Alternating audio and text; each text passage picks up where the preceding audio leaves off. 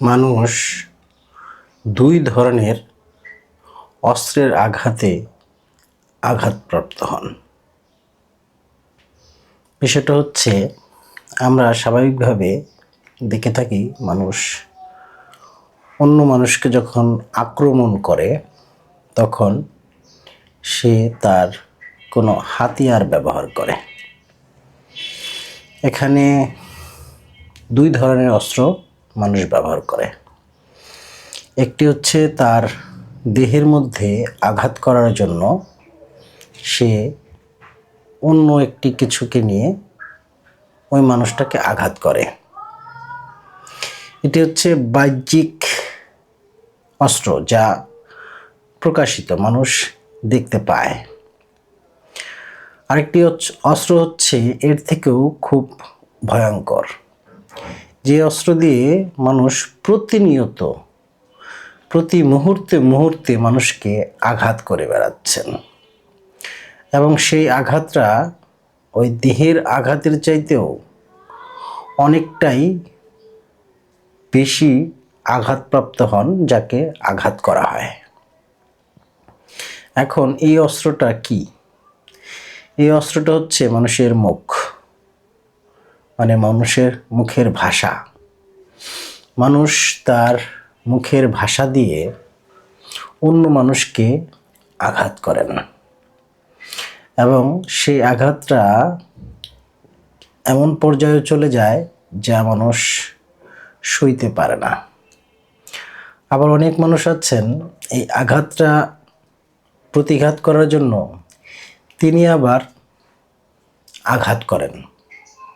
সেই আঘাতটা মৌখিক আঘাত অনেক সময় হয়, আবার অনেক সময় মৌখিক আঘাত হয় না, সেটা শারীরিক আঘাত হয়। কিন্তু যে মানুষটা মুখ দিয়ে আঘাত করেছে তাকে মুখ দিয়ে না পারলে অস্ত্র দিয়ে আঘাত করা হয়। মোট কথা,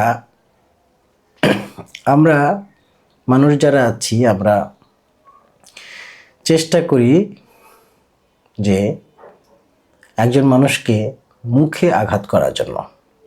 এই মুখে আঘাত যারা করেন তারা নিজেদেরকে নিরাপদ মনে করেন, এজন্য তারা মুখে আঘাত করেন।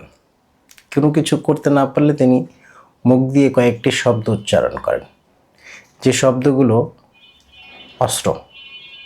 অস্ত্র হিসেবে ওই মানুষটার উপর প্রয়োগ করা হয়।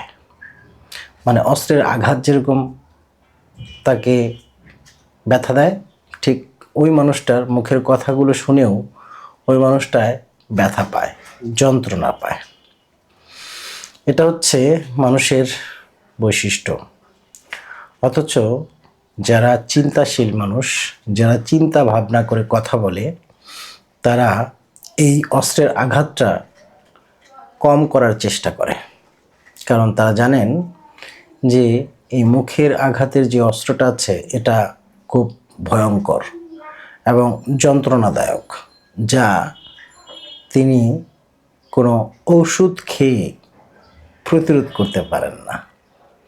দেহের আঘাতের জন্য ওষুধ খেয়ে তা প্রতিরোধ করা যায়, কিন্তু মনের ভিতরে যে আঘাতটা পাওয়া যায় সে আঘাতটার ওষুধ খেয়ে তার প্রতিকার পাওয়া যায় না।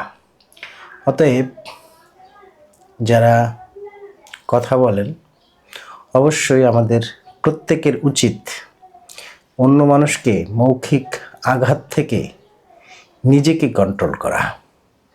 আপনি নিজেকে কন্ট্রোল করুন, আপনার উচ্চতা দিন দিন উপর দিকে উঠে যাবে।